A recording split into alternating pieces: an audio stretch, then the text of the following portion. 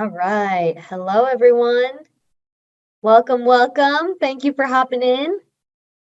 We are going to get started here in just a few minutes. We have our registered dietitian, Rebecca. She's going to be talking about holiday nutrition guide. And we're going to give it just a few minutes here. We're right at 2 o'clock now for people to join. And I cannot turn off that dinging noise when people join, and so I'm just going to give it a few minutes for people to pop in, so hopefully it doesn't go off too much. Trust me, I tried before and I was not able to turn it off, so I apologize if we get into a bit of dinging today. But welcome everyone. Thank you for joining us. It's going to be a great presentation today. We all love food. Hopefully we all have fun with food during this time of the year, and so Rebecca's going to be giving us some great tips. So feel free to hang out here. We don't have a chat box for this discussion, but you guys will be able to submit questions to us via the Live Well mailbox or directly to Rebecca if you have any questions for her. And we will be able to send out the slides if you'd like. And we are also going to record this session. So if you know any coworkers or friends who missed it, or aren't able to make it today, we are going to put it up on our Live Well Fitness YouTube channel as well. So don't you worry. We'll have plenty of options to be able to view and get the information from Rebecca. So welcome, welcome. You guys can also feel free to come off mute during the presentation if you have questions or anything that you'd like to share. I believe you are able to unmute yourselves, so feel free to pop in with those as well. We're casual, right, Rebecca? Yes, very casual. Happy to have participation during this. Yes, definitely. All right, looks like we've still got a few hopping in here. We'll give it just about a minute more, everybody, and then we'll get started. I don't want anybody to miss any of the information today. So like I mentioned, if you guys are just popping in, we will be able to take questions directly to Rebecca or via livewellfitness.city.com. We will also post this recording on our YouTube page. We're going to try, but we'll give you guys the slides if you want them. Any way you want to receive your information, we are here for it.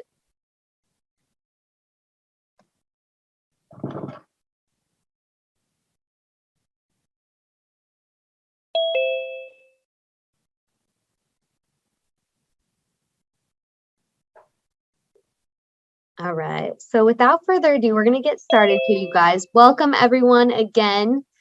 Today's presentation is a holiday guide to nutrition presented by our lovely registered dietitian on site, Rebecca Sabrine. She's a genius, okay? She has a wealth of knowledge all about nutrition, all about your relationship with food. And every single day she tells me something that I stop and think about, and I'm like, whoa, this is new information, new facts. So I think you guys are really going to enjoy this. This presentation is all about ditching the guilt and adding an extra dose of joy to your plate this holiday season, or of course any time of the year, right? So welcome, Rebecca. Thank you for joining us, and feel free to take it away.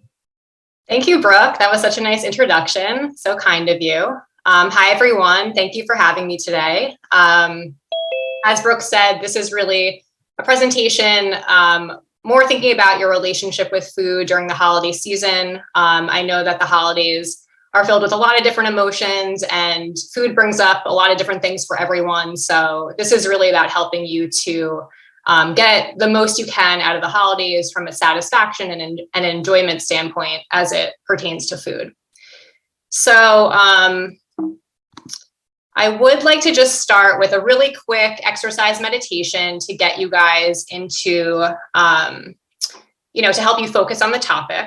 So, and after this, I would love, some participation from the audience. But I would love everyone to first just close your eyes and take a couple of deep breaths to really help relax.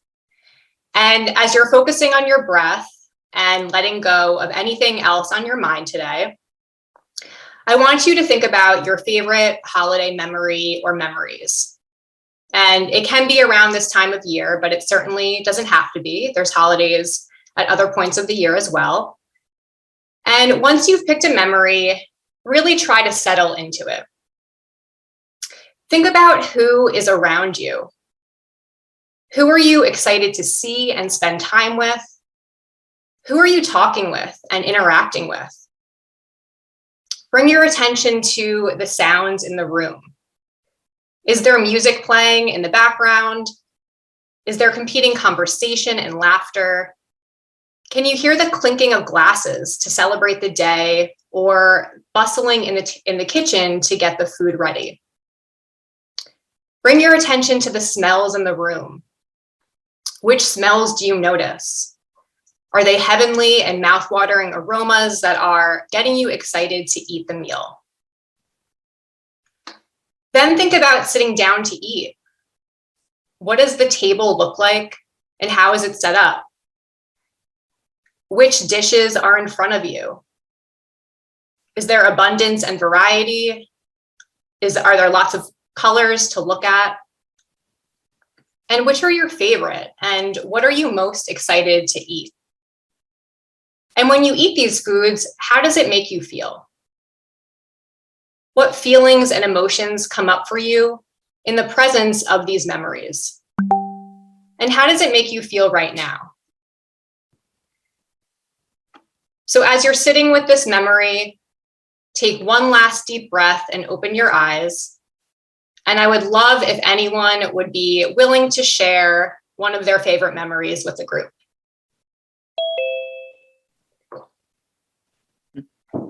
I am happy to share. Thanks, Linda. So, my memory goes back to third grade, growing up here in Florida. After school, I can picture the Christmas tree. It was one of those, I'm telling my age, but they're coming back, the white Christmas tree with the color wheel going. There may be a couple presents under the tree because I know it was maybe the week leading up to Christmas. And my sister was there. My mom was taking a little siesta. We had some kind of after school snack. The food probably, it wasn't memorable at that moment. It has little significance to this story, but the doorbell rang. And when I went to open it, I didn't know who it was, but the door had a diamond shaped window near the top, and I could see a hat. The hat was similar to many of the hats my grandfather wore. My grandparents lived in Rhode Island. So I'm thinking, that looks like Grandpa's hat. As I open the door, there were my grandparents surprising us on the doorstep. So, a truly joyful moment. I love that. Really, really highlighting the importance of the people that we spend the holidays with and that connection. Yes. That's awesome. Thank you for sharing. Is there anyone else who'd like to share a quick memory?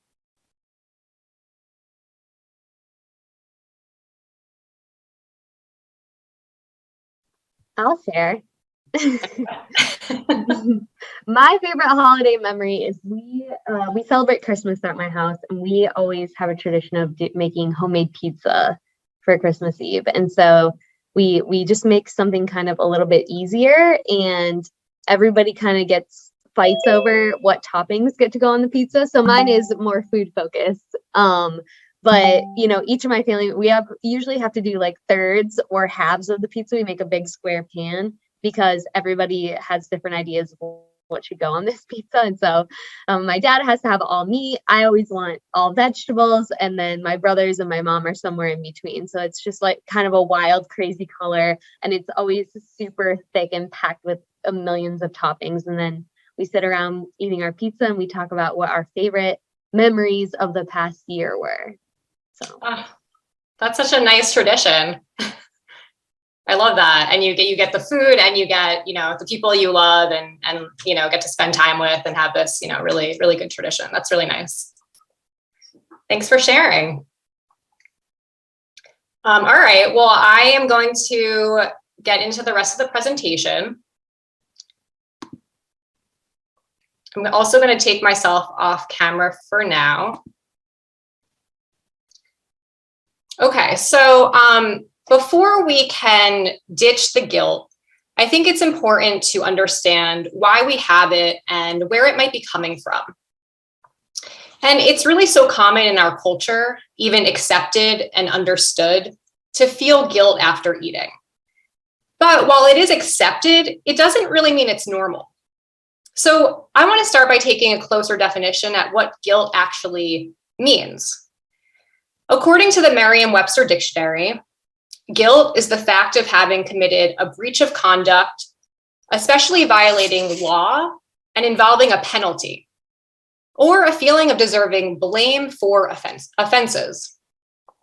So essentially, it means doing something wrong, maybe committing a crime, and deserving to be punished.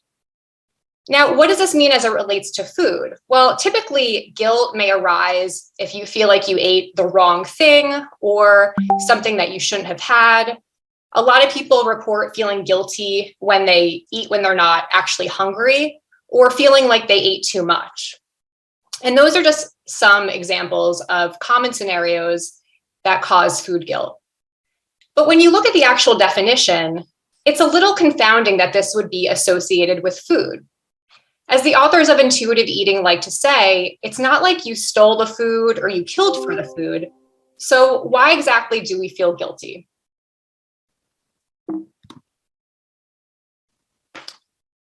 I think it can be helpful to take a step back and look at how our culture thinks and talks about food. So there are myriad societal mores and expectations on how we should be eating, which help to inform and influence our own thoughts and beliefs about food, and therefore our behaviors around food and how we feel about ourselves.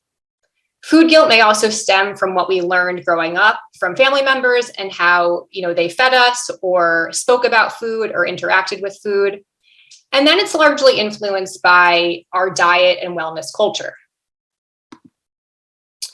So what is diet culture? Well, even if you've never heard the term before, there's a good chance that you've encountered it. And that's because a metaphor that's often used to describe it is, it's like the air we breathe or the water we're all swimming in, meaning that it's really all around us. So diet culture is a belief system that prioritizes weight and body size over health and well-being, and it often makes weight and health synonymous. Another big feature of diet and wellness culture is the dichotomous thinking, which pertains to how food is described in black and white terms, making it good or bad, healthy or unhealthy. This lacks a lot of nuance when it comes to food and also adds morality to your food choices. So no wonder why you might feel bad or guilty for eating a food that you actually believe is bad or wrong. So a common example I encounter with clients is around carbohydrates like bread, pasta, or rice. So when these are consumed, clients feel bad or guilty for eating them because they truly believe they're unhealthy or they cause harm in some way or believe carbohydrates might cause weight gain. So it's completely understandable that if this is your belief, you may feel like you did something wrong and feel guilt for it. And I also want to acknowledge that it's completely understandable with all the confusing and conflicting nutrition information we receive that anyone might think this. And oftentimes, whether you've been on an actual diet or not, you're familiar with and afflicted by these beliefs.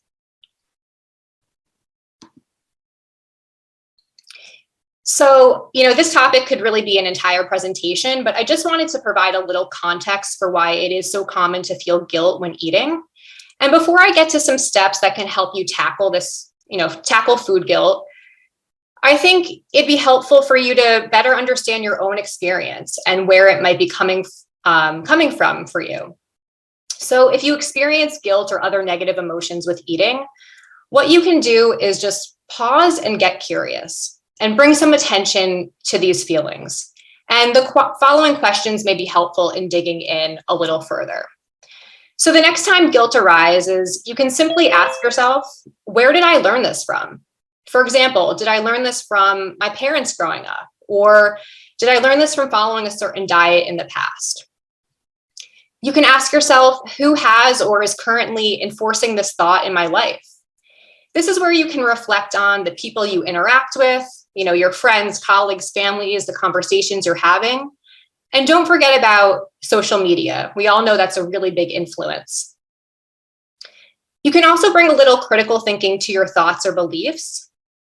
They may be things that you've been told or read somewhere on the internet, but really thinking about, is this actually true? And what evidence do I have to support this?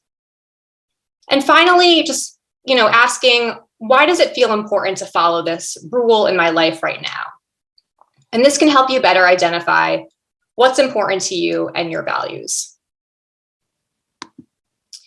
So I hope that helps to provide some tools to just bring some curiosity to your own experience as you begin to reflect. In the next part, I'm going to share some steps you can take to hopefully reduce guilt this holiday season, and again, really any time of year, because the holidays are meant as a time to come together with the people you love, celebrate, give thanks, and reflect on what's really important.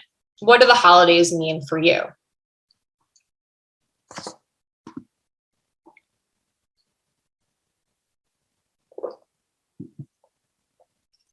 So one of the first things you can do to help yourself out this holiday season may feel counterintuitive and definitely countercultural, but it's to promise yourself that you won't go on a diet in January. So hear me out. While again, I know it's encouraged and accepted that January is the time to detox, eat clean, be healthy, etc., have you ever thought about how this mentality actually impacts your eating habits over the holidays? The impact of an impending diet or any kind of restriction can be very significant on our behaviors because it creates a sense of scarcity and deprivation, even if you don't plan to go on any kind of specific diet, which I'll talk about next. And it's these feelings of scarcity and deprivation, whether real or perceived, that trigger a biological survival response in us, which is to eat more when we have the access, leading to that Last Supper mentality. So it's feasting on food because we think famine is around the corner. That's what our bodies and brains think. Another outcome of this is that you become disconnected from your body cues in the process. So it causes us to ignore, question, or doubt our hunger cues, deny ourselves of foods that are satisfying, and that all compounds restriction. And this increases cravings and the urgency to eat, making it hard to stop when you are full or satisfied. And of course, we know this cycle results in a lot of negative feelings like guilt, shame, feeling out of control, and even failure. Now, you don't have to be on a specific diet like the keto diet or the Whole30 to be impacted by the insidious nature of the diet mentality. So I mentioned diet culture. What is the diet mentality? Well, it's those kind of annoying, pesky voices that pop up in your head for when you're presented with different food decisions. So it's the voice that's telling you you shouldn't eat anything after 8 o'clock, or it makes you feel guilty for choosing chips for an afternoon snack instead of an apple. And that diet mentality works through a black and white framework, as I mentioned earlier, about how food impacts your weight and health. So it describes it, again, as that good or bad, healthy or unhealthy, with no nuance. And then it doesn't consider any other reasons why we eat, like celebration or food preferences, access, cultural differences, emotions, etc. And what's interesting is these voices are active long after you stop dieting and are continuously reinforced by our culture and environment. So again, even if you have never been on an actual diet, there's a good chance you're affected by or at least aware of the diet mentality. And one of the reasons this is problematic as it pertains to this topic is that for the majority of people, it creates and enforces food rules that are impossible to follow, resulting in those negative emotions like guilt when they are broken or not followed. Here are just a few quick diet traps to be aware of as you're gearing up for the holiday celebration. If you do want to try to embrace this tip, and these, function similarly as the idea of starting a diet in January. So These include restricting food intake in preparation for the holiday meal, skipping meals, the mentality of saving up calories, even like only eating healthy foods in preparation for what you will be eating, which also imposes some sort of restriction, and then over-exercising. And again, the reason that you would want to avoid these behaviors, or at least be aware of them, is because they reinforce that diet mentality. They create a sense of restriction and deprivation, and that leads to increased cravings and sets you up for overeating, for a lot of people feeling out of control around food and ultimately guilty. And all of these things deprive you of having a positive experience.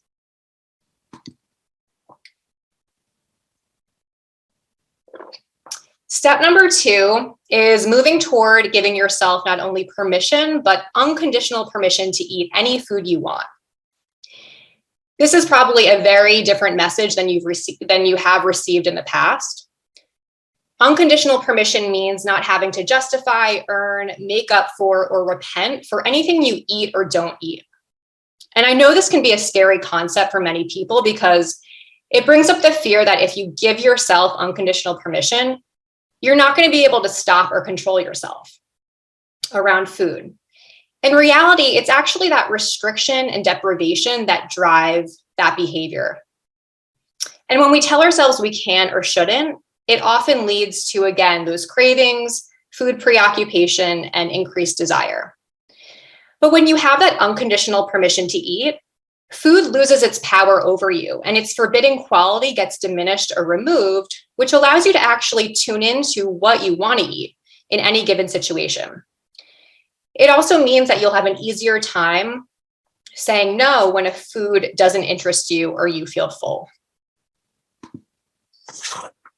Here are a couple of examples of what conditional versus unconditional means. So conditional would be, I overate at dinner and feel stuffed. I'm going to skip breakfast tomorrow to make up for it. Unconditional, I overate at dinner and feel stuffed.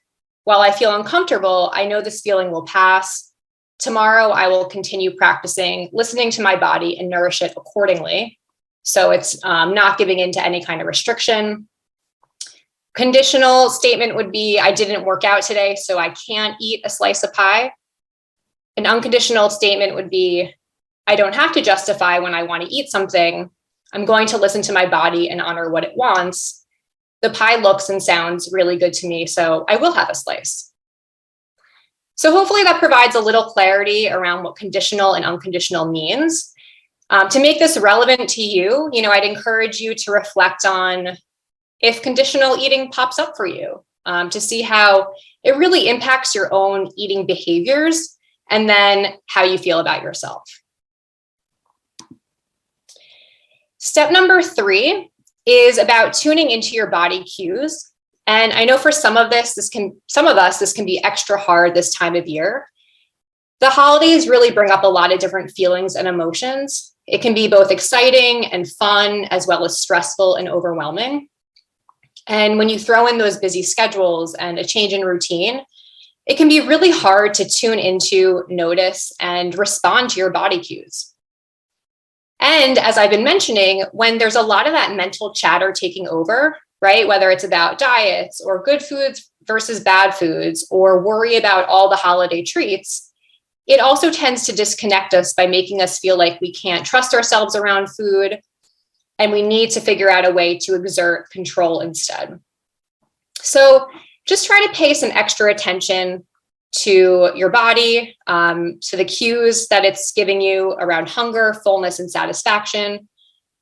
And when you have that unconditional permission to eat, and you're at the same time, you're working on dismissing those critical and judgmental voices in your head, you're really better able to notice and respond to these cues and eat with attunement. But this can definitely take a lot of practice. So here are a couple of questions that may be helpful to you in navigating through bringing that attention and awareness to your body. The first is just asking yourself, what is my level of hunger? You can ask yourself, what do I want to eat and what sounds good to me right now? That's very different than what should I be eating or what am I supposed to eat? Asking yourself, what is going to satisfy me best, both physically and mentally? And then you can check in with yourself during the meal. Ask yourself, how is this food tasting right now? Am I enjoying it? Is it satisfying me? Do I want to keep eating it? So these are a couple of questions. You can definitely dig in further here.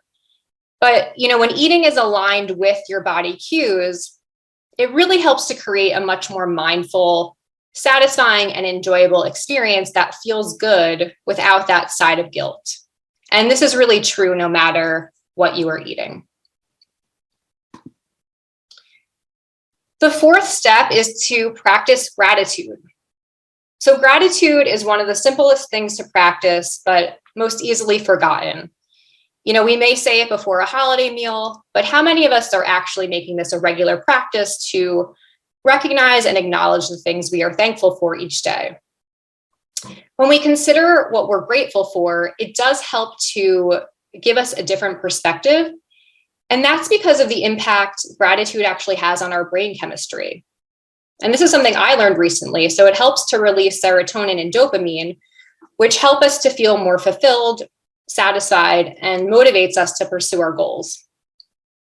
Essentially, gratitude has the power to fill us with positive emotions and change our mood and positively affect our psychological and physical health. So to take some action with this, you can start by just, creating a short list, a couple of things that you feel grateful for to start, and really sitting with those.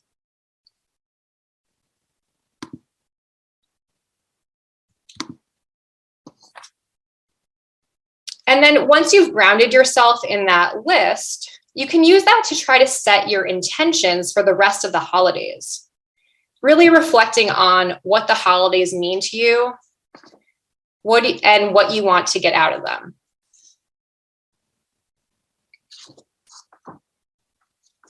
And you can also use it to shift your focus a little bit.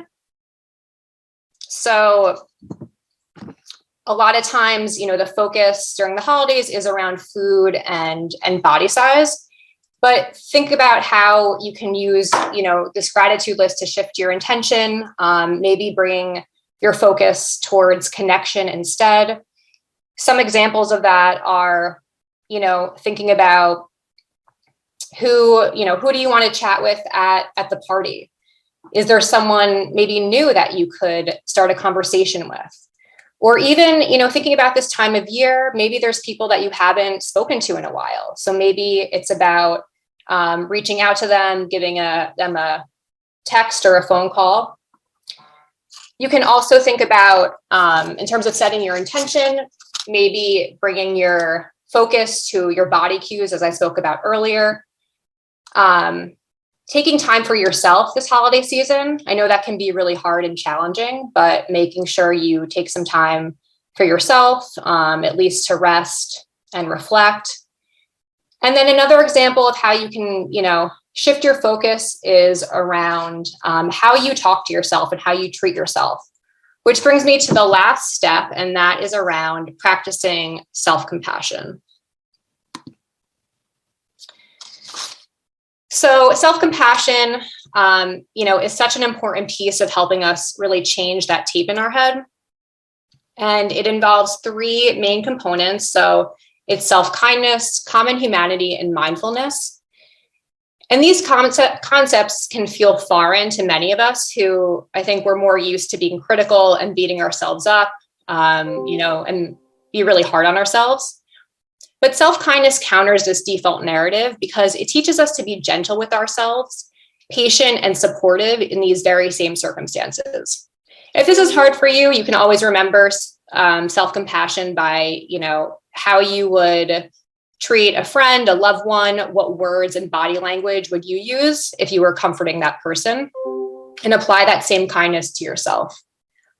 Common humanity reminds us that we're not alone in the struggles we go through, whether it's limitations we have as humans or any pain we experience.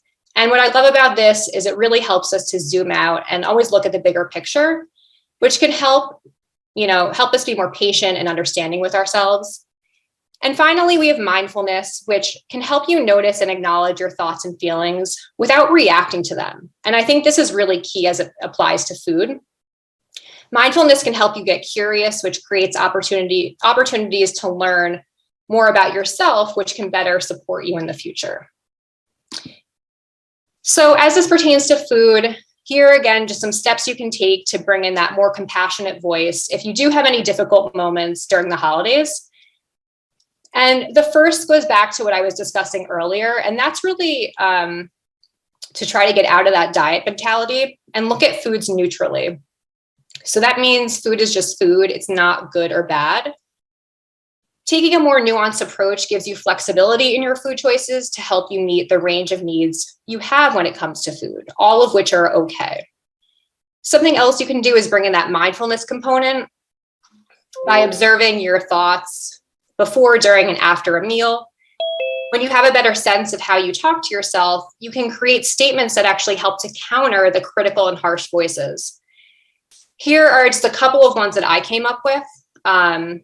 You can say, I deserve to eat what satisfies me. Food isn't good or bad. Eating for well-being is flexible and fluid. Or feeling guilty negatively impacts my eating experience. I don't want to feel bad for eating this food. So those are just a couple of examples. Again, think about what statements might be helpful to you if you're noticing guilt or any other negative feelings that are taking the joy away from your eating experience and just general experience this holiday season. Here's just a quick summary of the steps. Really thinking about how dieting or the diet mentality impacts your eating behaviors and maybe thinking about going a different route in January. Giving yourself that unconditional permission to eat, so not having to justify, or repent for what you eat or don't eat. Using your body as a guide, tapping into your hunger, fullness, and satisfaction cues. Practicing gratitude and self-compassion. Here are a couple of references. If you're interested in learning more, a lot of this information stems from intuitive eating, which is an approach that helps people to improve their relationship with food. So if any of this resonated with you, I would highly recommend grabbing the book. If you want to learn more about diet culture or the diet mentality, Christy Harrison is a registered dietitian that speaks a lot on that topic. She has a blog and website and podcast. And then these are some resources on self-compassion. Just as a reminder, as city employees, you get free nutrition counseling with me. So if you're interested in setting something up on this topic or, a million other things, you can feel free to email me at rebecca.sabrine@city.com and we can set something up, and you get 4 sessions per calendar year. And then finally, I did want to share that I'm going to be doing an intuitive eating group, probably starting late January or early February. So I did this last year, and it was a small group session. We met on Zoom, and I taught the principles of intuitive eating, which again is an approach that helps people to really explore and change their relationship with food to support their health and overall well-being. So if you're interested in learning more, feel free to, again, email me, and I'm happy to answer any questions and hopefully see you in the group. So that's it. If anyone has any questions, I'm happy to take them. Amazing, Rebecca. That was awesome. And we took a poll during the presentation. If you experience food guilt around the holidays, over 70% of our participants said that they do. I definitely do too, can attest. So if you guys, definitely take advantage of your consults with Rebecca. And like she mentioned, if anyone has any questions or anything, now's a great time, or feel free to reach out separately as well. And I'm definitely not surprised by that response in the poll. Yeah. What are the books again? There's a book called Intuitive Eating. Oops, let me just go back to my references. So it's called Intuitive Eating, a revolutionary anti-diet approach, and it's the most recent edition. It's the 4th edition.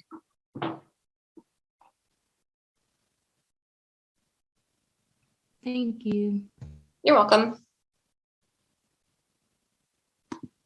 Anyone else have questions, thoughts?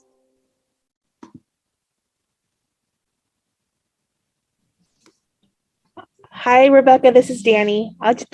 You brought some really interesting things to the table today, and I have some work to do, I think. Some, deep work. Thank you for sharing. You're welcome. I'm glad it's making you think.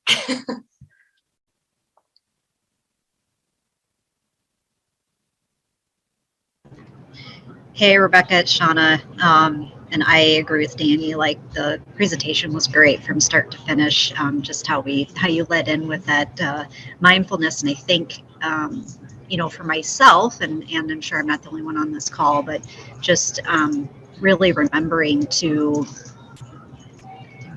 stay in connection with your body and the food that you're putting in it while you're eating. I think we've become such a society where we eat on the run. We're eating while we're doing something else. We're always doing something else when we're eating. It's more and more rare for, if you have a family or a spouse or your kids or whatever, to sit down at a table and just put food on your plate and just eat and chat and chew each bite and talk and think about what I think we've gotten so far away from that I think this helped for me, it helped to bring me back to that, and not that it's going to change today or tomorrow, but I can, there are different little things that I can do to try to bring that part of eating back in my life. Yeah, absolutely. And thank you for sharing that. And also, I think just bringing up the point, like you said, like it's not going to change today or tomorrow. I think it's always a process. And, I think when we bring in that curiosity, it helps us to really understand our habits, our behaviors, our thoughts, our feelings, and that can help propel us forward. So thank you for bringing that up. Yeah, definitely. Thank you. This is a good excuse to no longer eat while working, right? 100%. We need to have like a lunch, like just let's eat together for lunch via Zoom. Enjoy our food. Yeah. I like it. I'm not the boss, but you have my vote.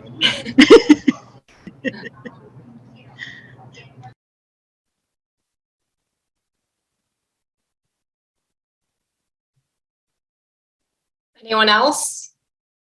And if you don't feel comfortable here, again, feel free to email me. Happy to chat offline.